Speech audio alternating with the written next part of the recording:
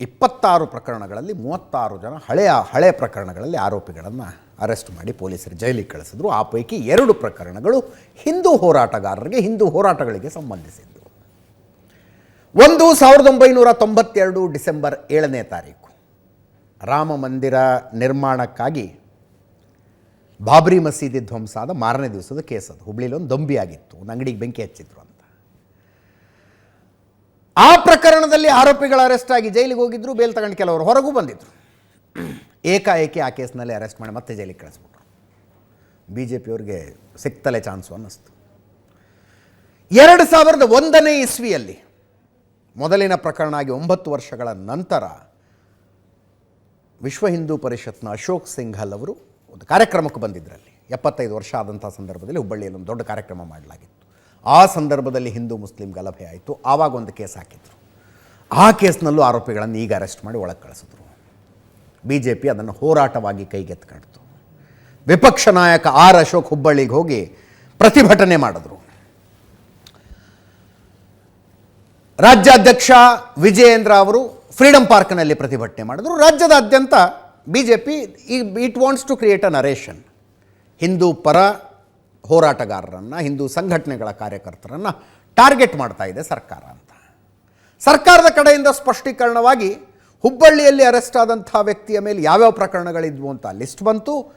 ಜೊತೆಗೆ LPC long pending cases, ಯಾವ್ಯಾವ ಕೇಸ್ಗಳಲ್ಲಿ ಆರೋಪಿಗಳನ್ನು ಅರೆಸ್ಟ್ ಮಾಡಿದ್ದೀವಿ ಅಂತಲೂ ಲಿಸ್ಟ್ ಕೊಟ್ಟರು. ಅದು ಒಂದು ಕಡೆ. ಇವತ್ತು ಮಧ್ಯಾಹ್ನ ಏಕಾಏಕಿ ಹುಬ್ಬಳ್ಳಿದು ಒಂದೇ ಅಲ್ಲ, ಚಿಕ್ಕಮಗಳೂರಿನಲ್ಲೂ ಹಾಗೆ ಒಂದು ಆಗಿದೆ ಅಂತ ಸುದ್ದಿ ಬಂತು. 2017ರಲ್ಲಿ ದತ್ತಪೀಠದಲ್ಲಿ ಗಲಾಟೆ ಆಗಿತ್ತು. ಬಾಬಾ ಬುಡನ್ಗಿರಿ ದತ್ತಪೀಠದ ಗಲಾಟೆ ಇದೆ. ಅಲ್ಲೊಂದು ಕೇಸ್ ಆಗಿತ್ತು. 2017 ಸಿದ್ದರಾಮಯ್ಯನವರು ಮುಖ್ಯಮಂತ್ರಿ ಆಗಿದ್ದ ಸಂದರ್ಭದಲ್ಲಿ 14 ಜನರ ವಿರುದ್ಧ ಒಂದು ಕೇಸ್ ಆಗಿತ್ತು. ಇದೇ ಘಟನೆ. ಅಲ್ಲಿದ್ದ ಗೋರಿಗಳನ್ನು ಒಡೆದು ಅವುಗಳ ಮೇಲೆ ಭಗವಧ್ವಜ ಹಾರಿಸುವ ಪ್ರಯತ್ನ ನಡೆಯಿತು ಅಂತ 14 ಜನರ ವಿರುದ್ಧ ದಾಖಲಾಗಿದ್ದ ಪ್ರಕರಣ ಇದು.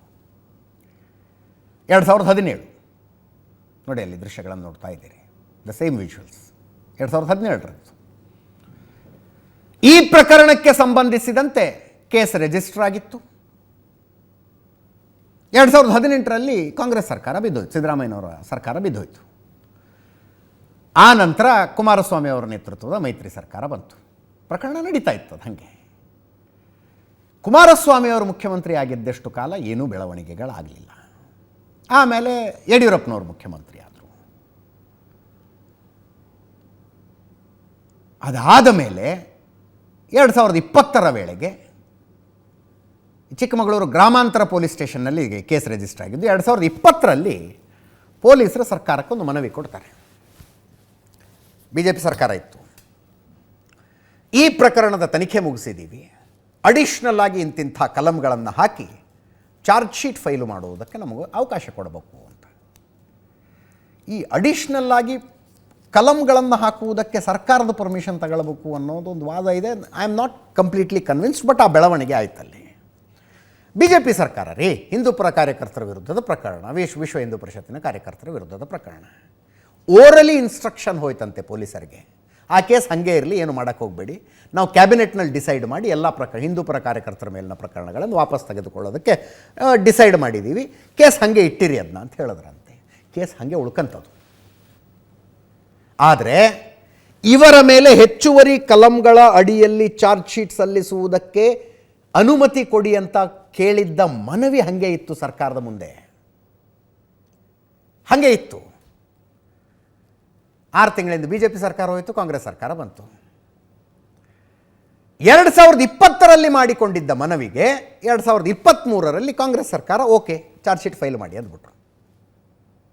2020ರಲ್ಲಿ ಮನವಿ ಮಾಡ್ಕೊಂಡಿರ್ತಾರೆ ಪೊಲೀಸರು, 2023ರಲ್ಲಿ ಓಕೆ ಚಾರ್ಜ್ ಶೀಟ್ ಫೈಲ್ ಮಾಡಿ ಅಂದ್ಬಿಟ್ರು.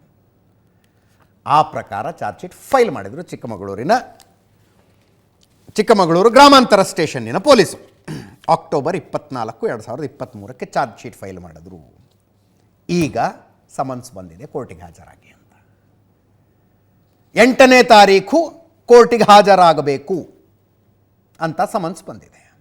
ನೋಡಿ, ಇಡೀ ಏನೇನಾಯಿತು 2017ರಿಂದ ಸಮನ್ಸ್ ಬರುವ ದಿನದ ತನಕ ಏನೇನಾಯಿತು ಅಂತ ಎಕ್ಸ್ಪ್ಲೇನ್ ಮಾಡಿದೆ ನಾನು ನಿಮಗೆ. ಮರು ತನಿಖೆ ಅಲ್ಲ ಇದು. ಪೊಲೀಸ್ ಹ್ಯಾಡ್ ಆ್ಯನ್ ಇನ್ಸ್ಟ್ರಕ್ಷನ್, ಹಾಗೆ ಇಟ್ಟಿರಿ ಅದನ್ನ ಅಂತ. ಪೊಲೀಸರು ಮಾಡಿಕೊಂಡಂಥ ಮನವಿ ಸರ್ಕಾರದ ಮುಂದಿತ್ತು. ಆವಾಗ BJP ಸರ್ಕಾರದ ಮುಂದೆ, ಈ ಕಾಂಗ್ರೆಸ್ ಸರ್ಕಾರದ ಮುಂದೆ. Government is a continuity. ಆವಾಗ ಅನುಮತಿ ಕೇಳಿದ್ದಕ್ಕೆ ಈಗ ಅನುಮತಿ ಕೊಟ್ಟರು. ಚಾರ್ಜ್ ಶೀಟ್ ಫೈಲ್ ಆಗಿದೆ, ಸಮನ್ಸ್ ಬಂದಿದೆ. ಕಾನೂನಾತ್ಮಕವಾಗಿ ಏನಾದರೂ ತಪ್ಪ ಅಲ್ಲ, ಕಾನೂನಲ್ಲಿರುವ ಅವಕಾಶವೇ. ರಾಜಕೀಯವಾಗಿ ಜಾಣತನದ ನಡೆಯ, ದಟ್ ಈಸ್ ಡಿಬೇಟಬಲ್. BJP ಅವ್ರ ಕೈಗೆ ಇಂಥ ಟೈಮ್ನಲ್ಲಿ ಒಂದು ಅವಕಾಶ ಸಿಕ್ತು. ರಾಮ ಮಂದಿರ 22ನೇ ತಾರೀಕು ರಾಮ ಮಂದಿರ ಉದ್ಘಾಟನೆ ಆಗ್ತಾ ಇರುವ ಸಂದರ್ಭದಲ್ಲಿ, ಲೋಕಾರ್ಪಣೆಗೊಳ್ತಾ ಇರುವ ಸಂದರ್ಭದಲ್ಲಿ, ಅಯೋಧ್ಯೆಯಲ್ಲಿ ಭವ್ಯ ರಾಮ ಮಂದಿರ ರಾಮಲಲ್ಲಾನ ಪ್ರಾಣ ಪ್ರತಿಷ್ಠಾಪನೆ ಆಗುವ ಸಂದರ್ಭದಲ್ಲಿ ಹಿಂದೂ ಪರ ಕಾರ್ಯಕರ್ತರನ್ನು ಟಾರ್ಗೆಟ್ ಮಾಡ್ತಾ ಇದೆ ಅಂತ, ಕಾಂಗ್ರೆಸ್ ಸರ್ಕಾರ ಟಾರ್ಗೆಟ್ ಮಾಡ್ತಾ ಇದೆ ಅಂತ ಹೋರಾಡೋದಕ್ಕೆ ಒಂದು ಚಾನ್ಸ್ ಕೊಟ್ಟಂಗೆ ಆಯಿತು BJP ಅವ್ರಿಗೆ. ಇದರಿಂದ BJP ಅವರಿಗೆ ಗೇನ್ ಆಗುತ್ತೋ, ಕಾಂಗ್ರೆಸ್ನವ್ರಿಗೆ ಗೇನ್ ಆಗುತ್ತೋ, ಕಾಂಗ್ರೆಸ್ಸಿನ ವೋಟ್ ಬ್ಯಾಂಕ್ ಇನ್ನಷ್ಟು ಗಟ್ಟಿ ಆಗಬಹುದು. ಕೋಮುವಾದಿಗಳನ್ನು ಒಳಗಾಗ್ತಾ ಇದ್ದಾರೆ ನೋಡಿ ಸಿದ್ದರಾಮಯ್ಯನವರು ಅಂತ. That is debatable. But legally ಏನಾದರೂ ತಪ್ಪ ಅಂದರೆ ಇಲ್ಲ. ಲೀಗಲಿ ಏನಾದರೂ ತಪ್ಪ ಖಂಡಿತವಾಗಿಯೂ ಇಲ್ಲ. ಪೆಂಡಿಂಗ್ ಇಡಲಾಗಿದ್ದ ಕೋಲ್ಡ್ ಸ್ಟೋರೇಜ್ಗೆ ಹೋಗಿತ್ತ ಕೇಸು. ಅಕಸ್ಮಾತ್ ಸಿದ್ದರಾಮಯ್ಯನವರ ನೇತೃತ್ವದ ಸರ್ಕಾರ ಚಾರ್ಜ್ ಶೀಟ್ ಫೈಲ್ ಮಾಡಿ ಅಂತ ಹೇಳಿರದೇ ಇದ್ದರೆ ಪೊಲೀಸರಿಗೆ, ಅದು ಹಾಗೆ ಕೋಲ್ಡ್ ಸ್ಟೋರೇಜ್ನಲ್ಲೇ ಇದ್ದಿದ್ದರೆ ಇವತ್ತಿಷ್ಟು ಗಲಾಟೆಗಳಾಗ್ತಿರಲಿಲ್ಲ. BJP ಅವ್ರಿಗೆ ಮತ್ತೊಂದು ಹೋರಾಟ ಮಾಡೋದಕ್ಕೆ ಇನ್ನೊಂದು ಅವಕಾಶ ಸಿಗ್ತಿರಲಿಲ್ಲ. ಮಂತ್ರಾಕ್ಷತೆ ಹಚ್ಕೊಂಡು ಓಡಾಡ್ತಿದ್ರು ಈಗ. ಬಟ್ ಬೀದಿಲಿ ನಿಂತ್ಕೊಂಡು ನಾನೂ ಕರಸೇವಕ, ನನ್ನನ್ನು ಬಂಧಿಸಿ ಅಂತ ಹೋರಾಡ್ತಾ ಇದ್ದಾರೆ. ಈ ಮಧ್ಯದಲ್ಲಿ ಕಲಬುರಗಿಯಿಂದ ಒಂದು ಕೇಸು. ಲಕ್ಷ್ಮೀಕಾಂತ್ ಸ್ವಾದಿ ಅಂತ ಹಿಂದೂ ಜಾಗೃತಿ ಸೇನೆಯ ಜಿಲ್ಲಾಧ್ಯಕ್ಷರು ಕಲಬುರಗಿಯಲ್ಲಿ. ಈ ಪಠಾಣ ಸಿನಿಮಾ ರಿಲೀಸ್ ಆಗಿತ್ತು, ಶಾರುಖ್ ಖಾನ್ದು. ರಿಲೀಸ್ ಆಗಬಾರ್ದು ಅಂತ ಇವರೊಂದು ಪ್ರತಿಭಟನೆ ಮಾಡಿದರು. ಅದರಲ್ಲಿ ಆ ದೀಪಿಕಾ ಪಡುಕೋಣೆ ಕೇಸರಿ ಬಣ್ಣದ ಬಿಕಿನಿ ಹಾಕ್ಕೊಂಡು ಡಾನ್ಸ್ ಮಾಡಿದ್ದು ನಮ್ಗೆ ಹಿಂದೂ ಸೆಂಟಿಮೆಂಟಿಗೆ ಅವಮಾನ ಆಗಿದೆ ಅಂತ ಹಿಂದೂ ಪರ ಸಂಘಟನೆಗಳ ಕಾರ್ಯಕರ್ತರು ಒಂದು ಪ್ರತಿಭಟನೆ ಮಾಡಿದರು. ಆ ಪ್ರತಿಭಟನೆ ದೃಶ್ಯಗಳನ್ನು ಇಲ್ಲಿ ನೋಡ್ತಾ ಇದ್ರು ನೋಡಿ. ಒಂದು ಥಿಯೇಟ್ರು, ಶೆಟ್ಟಿ ಥಿಯೇಟ್ರ್ ಅಂತ ಕಲಬುರಗಿಲಿ ಸಿನಿಮಾ ಪ್ರದರ್ಶನ ಆಗ್ತಾ ಇತ್ತು. ಇವರು ಪ್ರತಿಭಟನೆ ಮಾಡಿದ್ರು, ಕಲ್ಲು ತೂರಿದ್ರು. ಲಕ್ಷ್ಮೀಕಾಂತ್ ಸ್ವಾದಿ ವಿರುದ್ಧ ಕೇಸ್ ರಿಜಿಸ್ಟರ್ ಆಯಿತು. ಇದು ಘಟನೆ ನಡೆದಿದ್ದು ಯಾವತ್ತು? 2023 ಜನವರಿ 25ನೇ ತಾರೀಕು. BJP ಸರ್ಕಾರ ಇತ್ತು, ಬೊಮ್ಮಾಯಿಯವರು ಮುಖ್ಯಮಂತ್ರಿ ಆಗಿದ್ದಾಗ ಕೇಸ್ ರಿಜಿಸ್ಟರ್ ಆಯಿತು. ಅದಾಗಿ 2023 ಡಿಸೆಂಬರ್ 25ನೇ ತಾರೀಕು, ಅಂದರೆ ಮೊನ್ನೆ 10 ದಿವಸದ ಹಿಂದೆ ಇದೇ ಲಕ್ಷ್ಮೀಕಾಂತ್ ಸ್ವಾದಿ ಮೇಲೆ ಇನ್ನೊಂದು ಕೇಸ್ ರಿಜಿಸ್ಟರ್ ಆಗುತ್ತೆ. ಈ ಕ್ರಿಸ್ಮಸ್ ಸಂದರ್ಭದಲ್ಲಿ ಕೆಲವು ಹಿಂದೂಗಳಿಗೆ ಹೋಗಿ ಹೇಳ್ತಾ ಇದ್ರಂತೆ, ನಿಮ್ಮನ್ನು ಕನ್ವರ್ಟ್ ಮಾಡ್ತಾರವರು ಕ್ರಿಶ್ಚಿಯನ್ರು, ಅದು ಇದು ಅಂತ ಏನೋ ಹೇಳ್ಕೊಂಬರ್ತಿದ್ದಂತೆ ಈ ಮನುಷ್ಯ. ಹಾಗೆ ಹೇಳಿದ ಆರೋಪದ ಮೇಲೆ ಇನ್ನೊಂದು ಪ್ರಕರಣ ರಿಜಿಸ್ಟರ್ ಆಯಿತು. ಆ ಪ್ರಕರಣ ರಿಜಿಸ್ಟರ್ ಆದಾಗ ಡಾಕ್ಯುಮೆಂಟನ್ನು ನೋಡ್ತಾರೆ ಲಕ್ಷ್ಮೀಕಾಂತ್ ಸ್ವಾದಿ. ರೌಡಿ ಶೀಟರ್ ಅಂತಿದೆ ಅದರಲ್ಲಿ. ಹರೇಸ್ಗೆ ನಾನು ಯಾವಾಗ ರೌಡಿ ಶೀಟರ್ ಆದೆ ಅಂತ ತೆಗೆದು ನೋಡಿದ್ರೆ ಪೊಲೀಸರು ರೌಡಿ ಶೀಟ್ ಓಪನ್ ಮಾಡಿದ್ದಾರೆ. ಒಂದು ಕೇಸ್ ಇದ್ದಿದ್ದು ಏನು, ಸಿನಿಮಾ ಥಿಯೇಟರ್ ಮೇಲೆ ಕಲ್ಲು ತೋರಿದ್ದು ಒಂದು ಕೇಸು. ಅದು ಒಂದು ಕೇಸ್ ಇಟ್ಕೊಂಡು ನೋಡಿ ರೌಡಿ ಶೀಟೇ ಓಪನ್ ಮಾಡಿಬಿಟ್ಟಿದ್ದಾರೆ ಒಂದು ಹಿಂದೂ ಸಂಘಟನೆಯ ಜಿಲ್ಲಾಧ್ಯಕ್ಷರ ಮೇಲೆ ಅಂತ. BJP ಅವರಿಗೆ ಅದು ಒಂದು ಇಶ್ಯೂ ನೋಡಿ. ರೌಡಿ ಶೀಟರ್ ಓಪನ್ ಮಾಡಬೇಕಾದಂಥ ಕೇಸ, ಒಂದು ಸಿನಿಮಾದ ವಿರುದ್ಧ ನನ್ನ ಧಾರ್ಮಿಕ ನಂಬಿಕೆಗಳಿಗೆ ಅವಮಾನ ಆಗಿದೆ ಅಂತ ಪ್ರತಿಭಟನೆ ಮಾಡಿ ಕಲ್ಲು ತೂರಿದ್ದಕ್ಕೆ ರೌಡಿ ಶೀಟ್ ಓಪನ್ ಆಗಬೇಕಾ ಅಂತ, ಅದು ಒಂದು ಹೋರಾಟ. ಈಗ ಹುಬ್ಬಳ್ಳಿಲಿ, ಚಿಕ್ಕಮಗಳೂರಿನಲ್ಲಿ, ಕಲಬುರಗಿಲಿ ಇನ್ನೂ ಇಂಥವು ಎಷ್ಟೆಷ್ಟು ಬರ್ತಾವೋ ಗೊತ್ತಿಲ್ಲ. ಈಗ ಹೀಗೆ ಶುರುವಾಯಿತು. ಚಿಕ್ಕಮಗಳೂರಿನ ಕೇಸ್ನಲ್ಲಿ 14 ಜನರ ಮೇಲೆ ಕೇಸ್ ಆಗಿತ್ತು, 14 ಜನ ಬೇಲ್ ತಗೊಂಡಿದ್ರು. ಲೀಗಲ್ ಪ್ರೊಸೀಜರ್ ಅವ್ರೇನು ಮಾಡಬೇಕು, ಅವ್ರು ಮಾಡಿದ್ದಾರೆ, ಇವ್ರೇನು ಮಾಡಿದ್ದಾರೆ, ಮಾಡಬೇಕು, ಇವ್ರು ಮಾಡಿದ್ದಾರೆ. BJP ಸರ್ಕಾರ ಆ ಕೇಸನ್ನು ಕ್ಯಾಬಿನೆಟ್ ಮುಂದಿಟ್ಟು, ಸಬ್ ಕಮಿಟಿ ಮುಂದಿಟ್ಟು ವಾಪಸ್ ತಗೊಂಡ್ಬಿಟ್ಟಿದ್ರೆ ಮುಗಿದು ಹೋಗಿರೋದು. ಆದರೆ ಪೊಲೀಸರು ಇನ್ನೂ ಚಾರ್ಜ್ ಶೀಟ್ ಹಾಕಿರಲಿಲ್ಲ. ಟೆಕ್ನಿಕಲಿ ಚಾರ್ಜ್ ಶೀಟ್ ಹಾಕೋ ತನಕ ಕೇಸ್ ವಾಪಸ್ ತಗೊಳ್ಳೋದಕ್ಕೆ ಬರೋದಿಲ್ವಂತೆ. ಆ ಕಾರಣಕ್ಕೆ ಹಾಗೆ ಉಳ್ಕೊಂಡಿತ್ತು. ಈಗ ಇವ್ರು ಚಾರ್ಜ್ ಶೀಟೇ ಹಾಕಿಬಿಡಿ ಅಂದರು. ಇವ್ರು ಯಾಕೆ ವಾಪಸ್ ತಗೊಳ್ತಾರೆ? ಹಿಂದೂಪರ ಕಾರ್ಯಕರ್ತರ ಕೇಸ್ಗಳನ್ನ ಇವ್ರು ಯಾಕೆ ವಾಪಸ್ ತಗೋತಾರೆ? ಸಿ ಟಿ ರವಿಯವರು ಸೆಟ್ ಮಾಡ್ಕೊಂಡಿದ್ದಾರೆ. ಪಿ ರಾಜೀವ್ ವಿನಾಶಕಾಲೆ ವಿಪರೀತ ಬುದ್ಧಿ ಅನ್ನಂಗೆ ಈ ಸರ್ಕಾರ ವರ್ತಿಸ್ತಾ ಇದೆ ಅಂತಂದರು. ಕೇಳಿಸ್ಕೊಳ್ಳಿ. ಹಿಂದೂಪರ ಸಂಘಟನೆಗಳು ಏನಿದ್ದಾವೆ ಭಾರತೀಯ ಜನತಾ ಪಾರ್ಟಿ, ಇಂಥ ಸಂಘಟನೆಗಳ ಕಾರ್ಯಕರ್ತರ ಕೇಸನ್ನು ರೀಓಪನ್ ಮಾಡಿರೋದರ ಹಿನ್ನೆಲೆ ನೋಡಿದಾಗ ಕೇವಲ ಕಾಂಗ್ರೆಸ್ ಸರ್ಕಾರ ಅಲ್ಲ, ಇದ್ರ ಹಿಂದ್ಗಡೆ ನಗರ ನಕ್ಸಲರು, ಕೆಲವು ಜಾತಿವಾದಿ ಸಂಘಟನೆಗಳು, ಇವರೆಲ್ಲರೂ ಈ ಸರ್ಕಾರದಲ್ಲಿ ಪ್ರತ್ಯಕ್ಷವಾಗಿ ಪರೋಕ್ಷವಾಗಿ ಸಲಹೆ ಕೊಡ್ತಾ ಹಿಂದೂಪರ ಸಂಘಟನೆಗಳನ್ನು ತುಳಿಬೇಕು ಅನ್ನೋ ಸಂಚು ಮಾಡ್ತಿದ್ದಾರೆ ಅಂತ ನನಗನ್ಸುತ್ತೆ.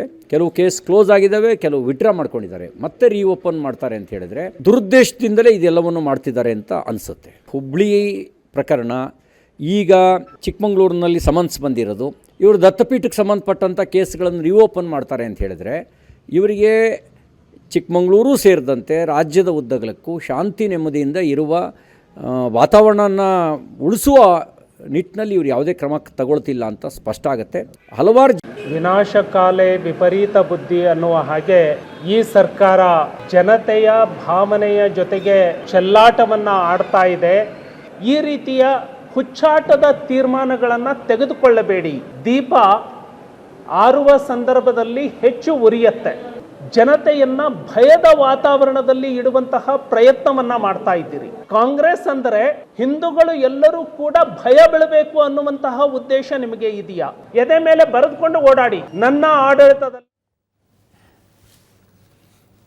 ಇದಕ್ಕೆ ಸಿದ್ದರಾಮಯ್ಯನವ್ರ ಕಡೆ, ಮುಖ್ಯಮಂತ್ರಿಗಳ ಕಡೆಯಿಂದ ವಿವರವಾದ ಉತ್ತರ ಬಂತು. ಮಾಧ್ಯಮಗಳ ಮೇಲೂ ಸಿಟ್ಟು ಮಾಡ್ಕೊಂಡ್ರು. ಮರುತನಿಖೆ ಅಂತಿದ್ದೀರಿ, ಎಲ್ಲಿದೆ ಮರುತನಿಖೆ ಅಂತ? ನಾನು ಸೀನ್ ಆಫ್ ಅಕರೆನ್ಸ್ ಏನೇನಾಯಿತು ಹೇಳಿದ್ದೀನಿ ನಿಮಗೆ. ದತ್ತಪೀಠ ಪ್ರಕರಣ ಮರುತನಿಖೆ ಎಂಬುದು ತಪ್ಪು ಮಾಹಿತಿ ಮತ್ತು ಸುಳ್ಳು. ಕಾನೂನು ಪ್ರಕ್ರಿಯೆಯ ಭಾಗವಾಗಿ ನ್ಯಾಯಾಲಯದ ಸಮನ್ಸ್ ಜಾರಿ ಅಷ್ಟೇ. ಇದು 2017ರಲ್ಲಿ ಚಿಕ್ಕಮಗಳೂರಿನ ದತ್ತಪೀಠದಲ್ಲಿ ನಡೆದಿದ್ದ ಪ್ರಕರಣ.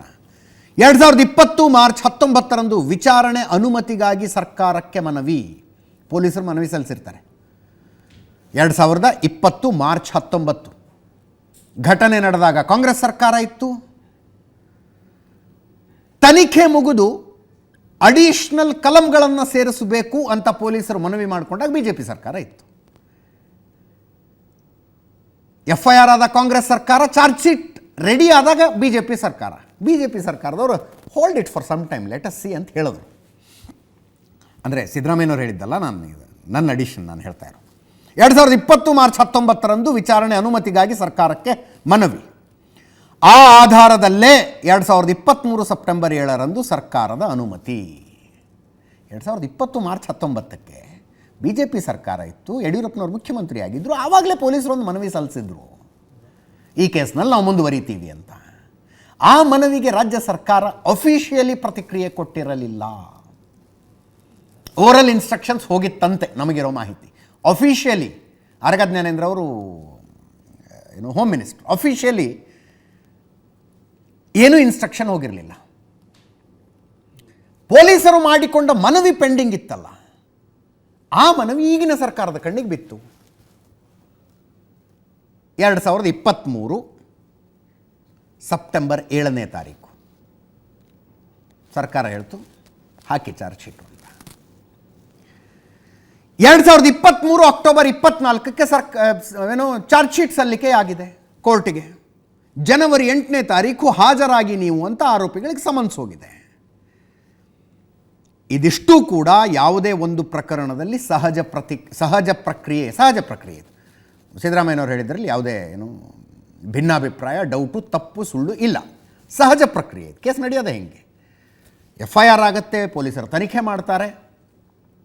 ಘಟನೆ ನಡೆದಿದ್ದು ದೂರಿನ ಪ್ರಕಾರ ಘಟನೆ ನಡೆದಿದ್ದು ಸತ್ಯ ಅಂತ ಗೊತ್ತಾದರೆ ಆರೋಪಿಗಳು ಯಾರ್ಯಾರು ಅಂತ ಹೇಳಿ ಚಾರ್ಜ್ ಶೀಟ್ ಹಾಕ್ತಾರೆ. FIRನಲ್ಲಿ ಇದ್ದಂಥ ಕಲಂಗಳನ್ನೇ ಚಾರ್ಜ್ ಶೀಟ್ನಲ್ಲೂ ಇಡಬೇಕಂದ್ರೆ ಇಲ್ಲ. ತನಿಖೆ ಕಾಲದಲ್ಲಿ ಬೇರೆ ಇನ್ನೊಂದು ಆರೋಪ ಹೊರಗೆ ಬರಬಹುದು, ಇನ್ನೊಂದು ಆರೋಪ ಸುಳ್ಳು ಅಂತ ಆಗಬಹುದು. ಆ ಚಾರ್ಜ್ ಶೀಟ್ನ ಸಂದರ್ಭದಲ್ಲಿ ಯಾವುದು ಸರಿಯಾದ ಅಪರಾಧ ನಡೆದಿದೆ ಅನ್ನೋದು ತನಿಖೆಯಲ್ಲಿ ಹೊರಗೆ ಬರುತ್ತೋ ಆ ಪ್ರಕಾರ ಆ ಕಲಂನಲ್ಲಿ ಚಾರ್ಜ್ ಶೀಟ್ ಸಲ್ಲಿಸ್ತಾರೆ. ಅಕಸ್ಮಾತ್ ಘಟನೆ ನಡೆದಿಲ್ಲ, ಇದು ಸುಳ್ಳು ಅನ್ನೋದಾದರೆ ಬಿ ರಿಪೋರ್ಟ್ ಹಾಕ್ತಾರೆ. ಏನೂ ಕನ್ಕ್ಲೂಷನ್ಗೆ ಬರೋಕ್ಕಾಗಲ್ಲ ಅಂದರೆ ಸಿ ರಿಪೋರ್ಟ್ ಹಾಕ್ತಾರೆ. ಸಹಜ ಪ್ರಕ್ರಿಯೆ. ಚಾರ್ಜ್ ಶೀಟ್ ಸಲ್ಲಿಕೆ ಆದಮೇಲೆ ಸಮನ್ಸ್ ಬರುತ್ತೆ, ಆರೋಪಗಳಿಗೆ ಸಮನ್ಸ್ ಬಂದಿದೆ. ಕೇಸ್ನ ಮರು ತನಿಖೆಗೆ ಸರ್ಕಾರ ಮುಂದಾಗಿದೆ ಎನ್ನುವುದು ಸುಳ್ಳು. ನಾವು ಹೇಳ್ತೀವಿ ಸುಳ್ಳು, ಮರು ತನಿಖೆ ಅಲ್ಲ. ಪೆಂಡಿಂಗ್ ಇದ್ದಿದ್ದ ಅನುಮತಿ, BJP ಸರ್ಕಾರ ಇದ್ದಾಗ ಅನುಮತಿ ಕೇಳಿ ಪೊಲೀಸರು ಪತ್ರ ಬರೆದಿದ್ರು, ಕಾಂಗ್ರೆಸ್ ಸರ್ಕಾರ ಬಂದಮೇಲೆ ಅನುಮತಿ ಕೊಡ್ತು. ಇಷ್ಟೇ ಆಗಿರೋದು ಈ ಕೇಸ್ನಲ್ಲಿ. ಇದಕ್ಕೆ ನನ್ನನ್ನು ಬಂಧಿಸಿ ಅನ್ನುವ ಹೋರಾಟವನ್ನು BJP ಮುಖಂಡರು ಶುರು ಮಾಡಿದ್ದಾರೆ.